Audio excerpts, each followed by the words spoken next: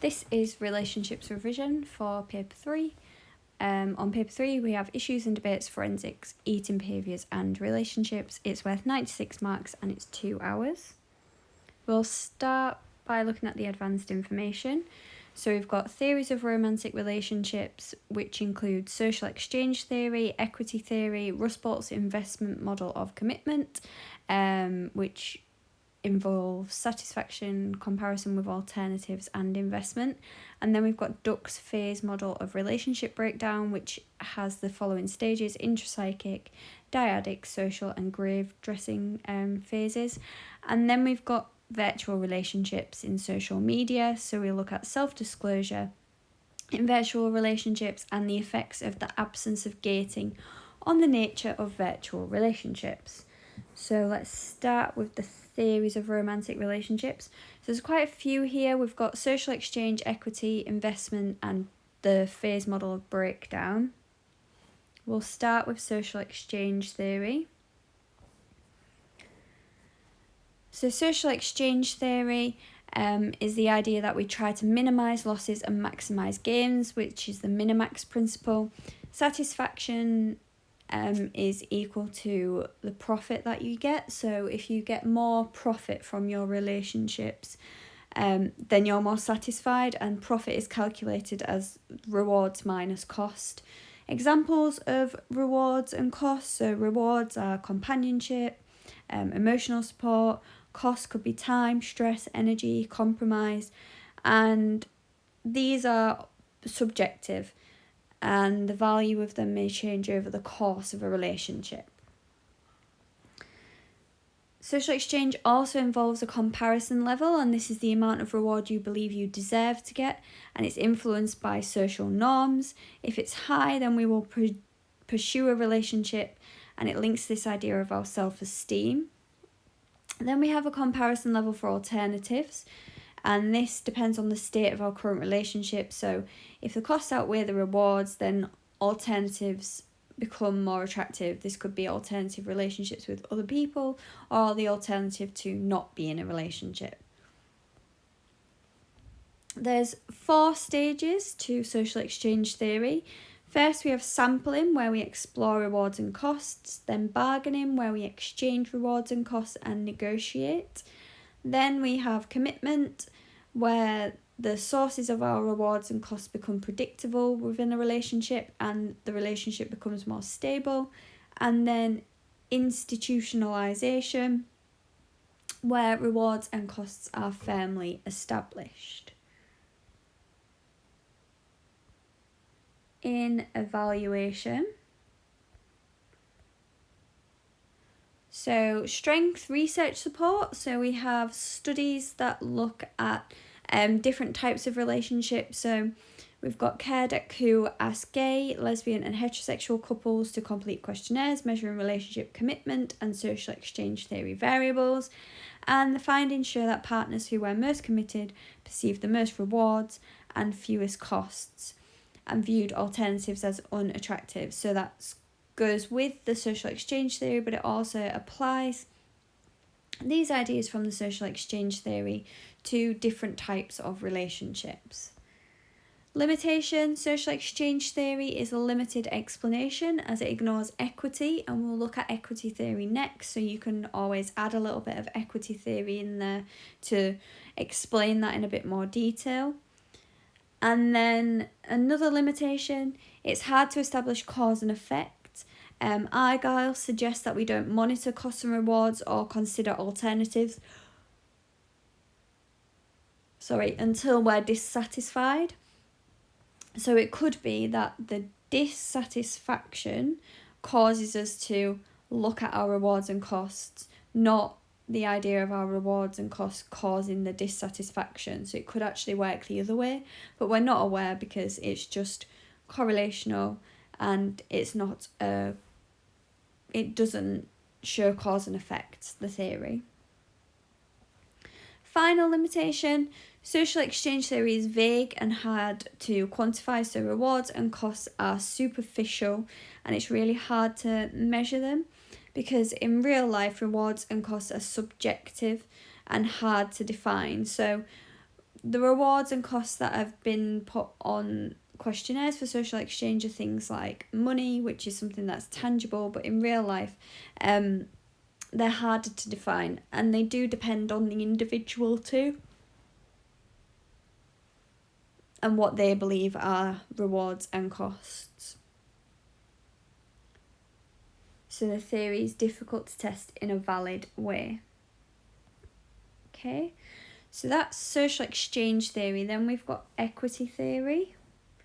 And equity theory is a development of social exchange.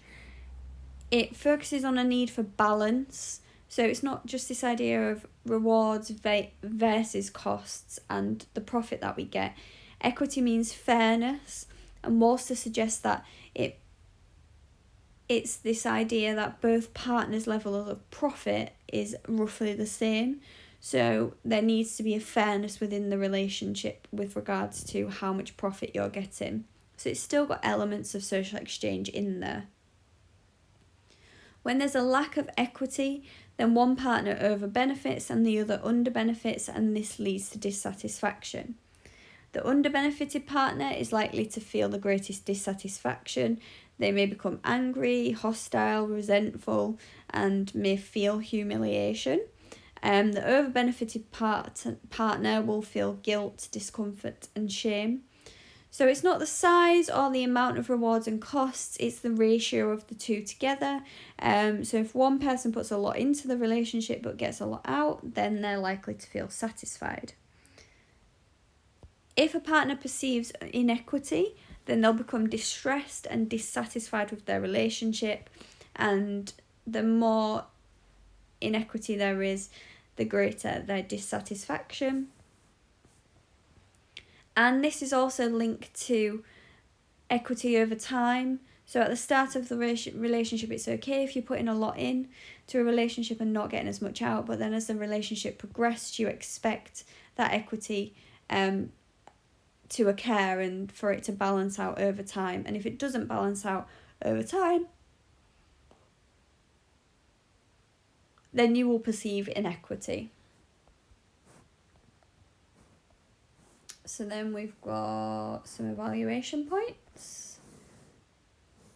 So we've got research support here, which was a survey of 118 recently married couples.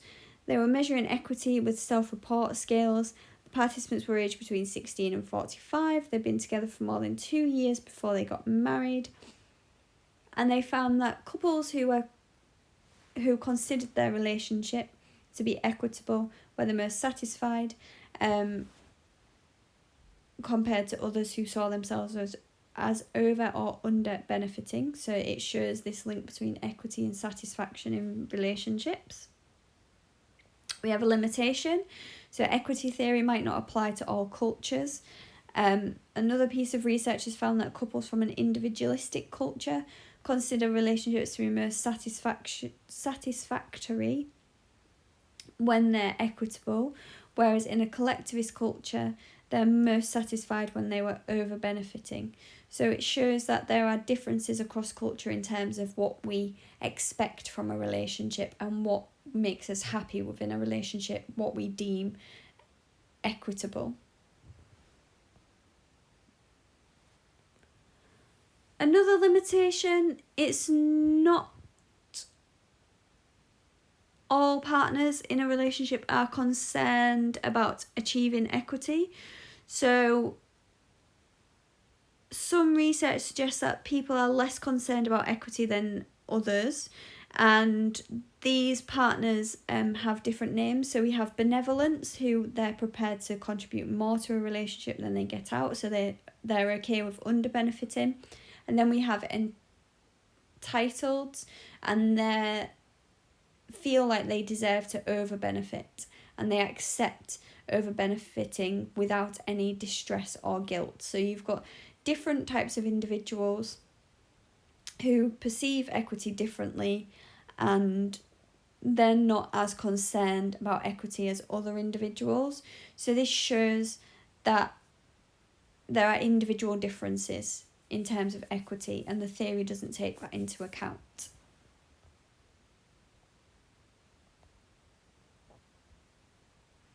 So our next theory of romantic relationships is the investment model.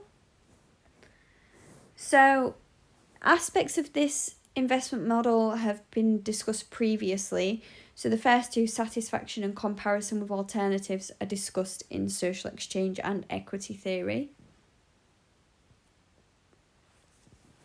So satisfaction is based on the concept of the comparison level. A satisfying relationship is judged by comparing rewards and costs and is seen to be profitable if it has many rewards and few costs. So that's basically the same as your social exchange theory. Each partner is generally satisfied if they're getting more out of the relationship than they expect based on previous experience and social norms. Then we have comparison with alternatives, again mentioned in social exchange theory.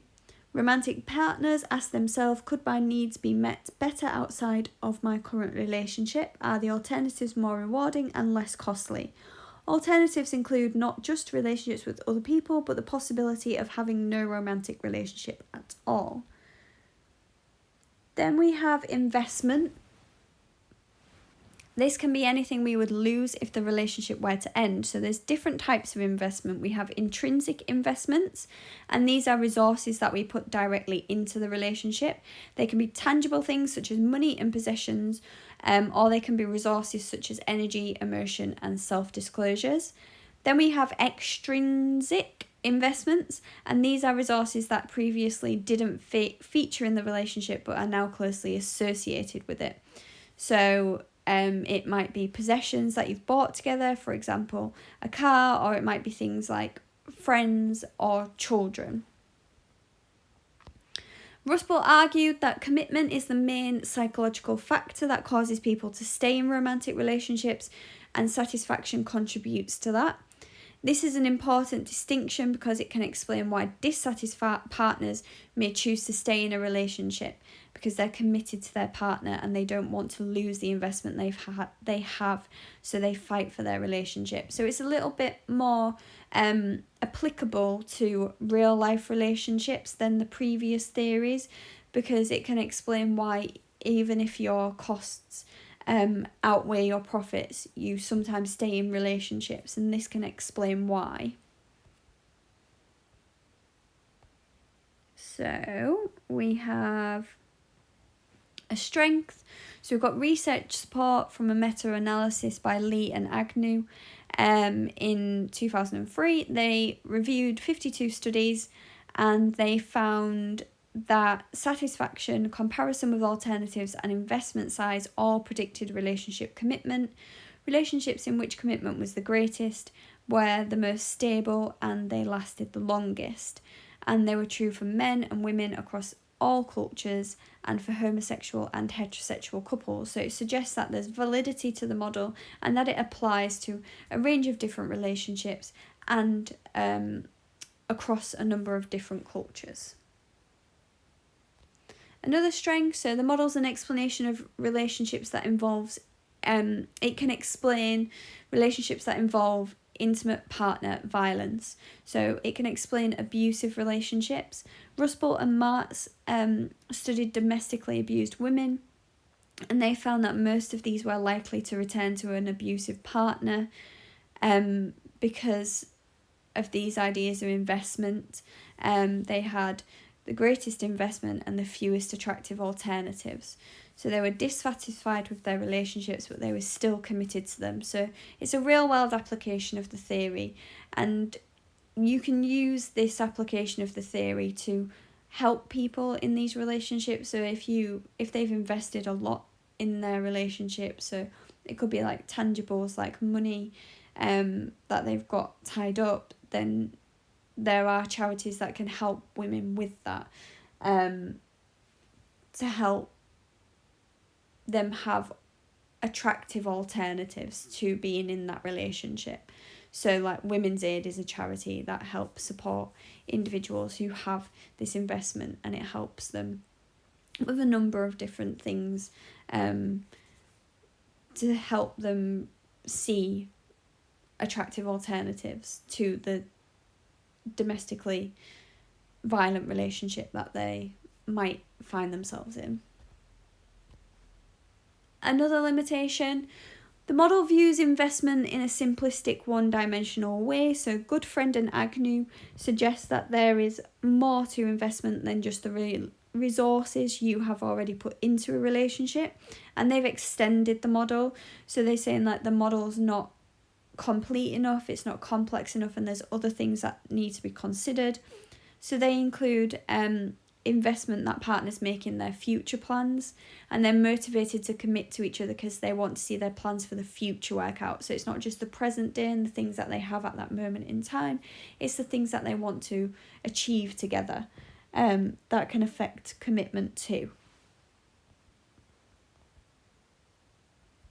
So we have our final theory of romantic relationships, and this is Duck's phase model.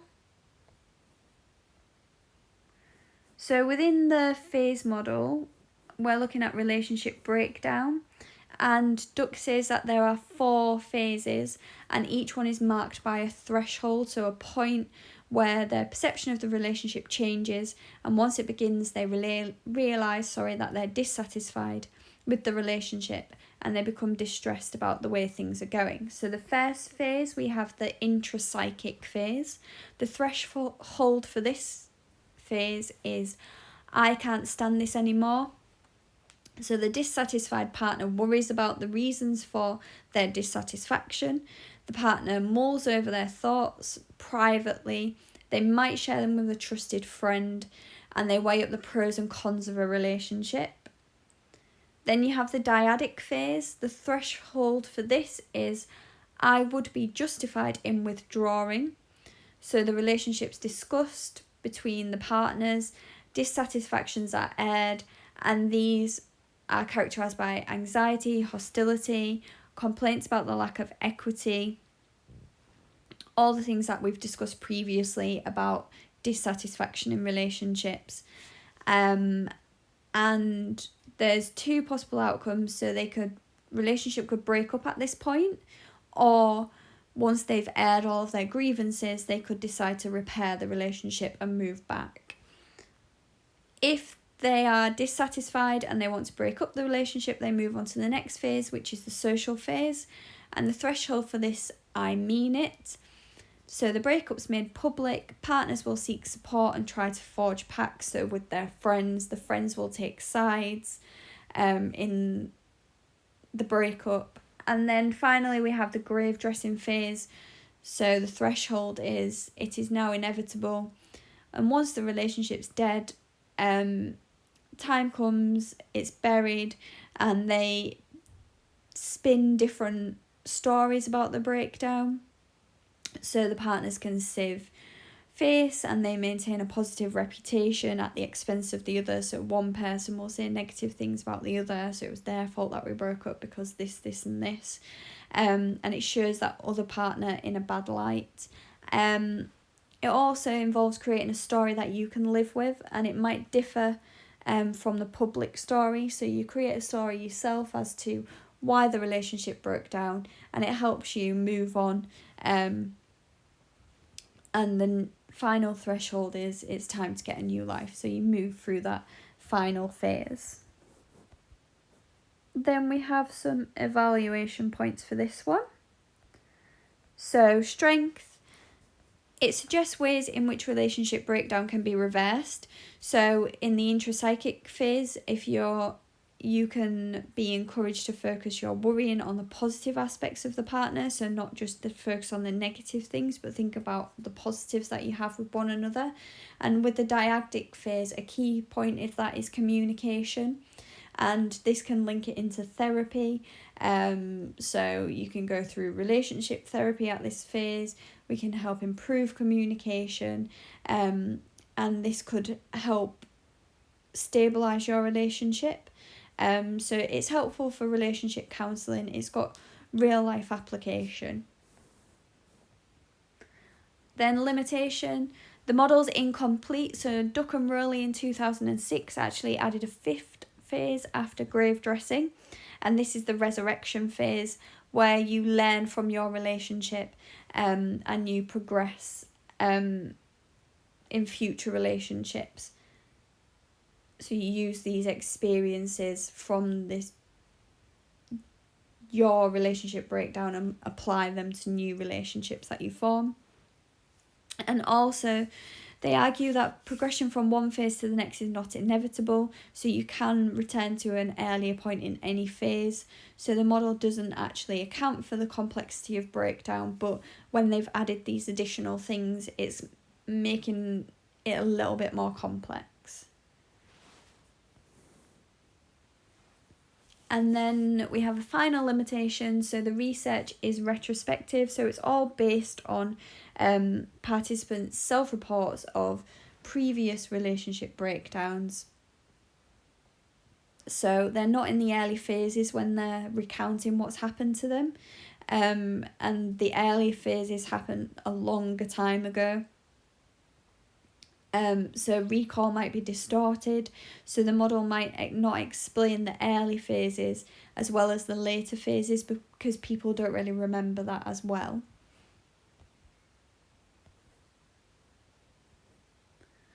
Okay, so there are theories of romantic relationships, social exchange, equity, investment, and the phase model of breakdown. Make sure you're aware of the key features for each. So you've got like a glossary of key terms, so make sure you're aware of these key terms.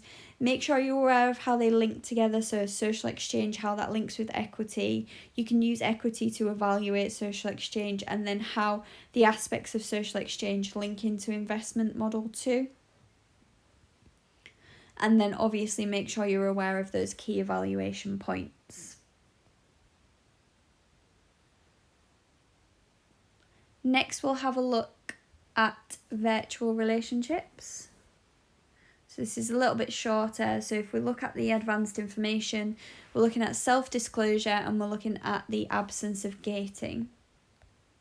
So we'll start with self-disclosure and we start with the reduced cues theory. So this is the idea that virtual relationships are less effective than face-to-face ones because they lack cues that we have in face-to-face interactions. These could be non-verbal cues such as physical appearance and cues to our emotional state such as facial expressions and tone of voice. And this reduces the person's sense of individual identity in virtual relationships. It could lead to disinhibition, where people feel freer to communicate, and it could be a negative thing because it could mean that they communicate in a more aggressive way and they might not express their real thoughts and feelings due to that. Then you have the hyperpersonal model. So Walther argues that virtual relationships can be more personal and have greater self-disclosure than face-to-face ones, and it could be because self-disclosure happens earlier, and once it's established, relationships can become more intense and intimate. There's two features of this. So the sender of a message has greater control over what to disclose and the cues that they send compared to face-to-face situations. So they can select what they present to other individuals, and it could mean that they present themselves in an idealistic way. So they could be hyper honest, so they could be more truthful, or they could be hyper dishonest due to this. So it could be a good thing, it could be a bad thing. The second part is that the receiver of the message gains a positive impression of the sender, and that may reinforce them to send back their selective presentation as well. And they reinforce this. So, wow, you sound like such a happy person due to what that person said to them, so that person will continue on that vein because of that. Anonymity is linked to virtual relationships too in terms of self-disclosure, because it could be that when you're aware that other people don't know your identity, you feel less accountable, so you're more likely to disclose information about yourself to a stranger than you would to your intimate partners. So virtual relationships can lead to higher levels of self-disclosure due to this anonymity. So that's self-disclosure. So with the self-disclosure part, you've got the hyper-personal model where you are hyper-honest or hyper-dishonest, and you've got this idea of anonymity leading you to disclose more information, and you've also got reduced cues, so there's less cues compared to face-to-face, and this can lead to disinhibition and more aggressive responses via social media. And then we have the absence of gating. So face-to-face interaction is gated, and that involves many features that can interfere with the early development of a relationship. So examples of gates include physical unattractiveness, facial disfigurement, a stammer, and social anxiety. So in virtual relationships, most of these gates are absent because you can't see that person, and that person can actually portray themselves in a different way. They can rewrite messages several times before they post that message to you. So these gates, they don't exist in the virtual world. So a benefit of gates being absent is that the individual is free to be more like their true selves. So there's scope for people to create untrue identities and deceive people, or it can work the opposite way, and people can actually develop better relationships with individuals because the gates aren't in the way. So like people who are shy can communicate better through virtual relationships, and they can build stronger relationships with individuals due to that. So then we have some evaluation points. So we've got a limitation of reduced cues. So online non-verbal cues are different rather than absent. So Walther and Tidwell point out that people in online interactions use other cues such as style and timing of message. And if you think about it, we also have acronyms, and we also have emojis now. And all of these can be effective substitutes for facial expressions and tones of voice. Then there's a limitation of the hyperpersonal model. So Ruppel et al. Carried out a meta-analysis of 25 studies that compared self-disclosures in face-to-face and virtual relationships, and they found that self-report studies showed that the frequency, breadth and depth of self-disclosures were all greater in face-to-face relationships. So there's no significant difference between face-to-face and virtual relationships in terms of self-disclosure, and actually it might be there's more self-disclosure in face-to-face relationships than virtual ones, which goes against this idea of the hyperpersonal model. And then finally we'll finish it off with a strength, which is the absence of gating. So there's research showing the positive effects of the absence of gates. So McKenna and Barg looked at online communications by shy, lonely and socially anxious people. They found that these people were able to express their true selves more than in face-to-face situations. And of the romantic relationships that formed by shy people, 71% survived at least 2 years. And that's a good number for individuals who experience gates in everyday life. So virtual relationships might be better for individuals who have social anxiety.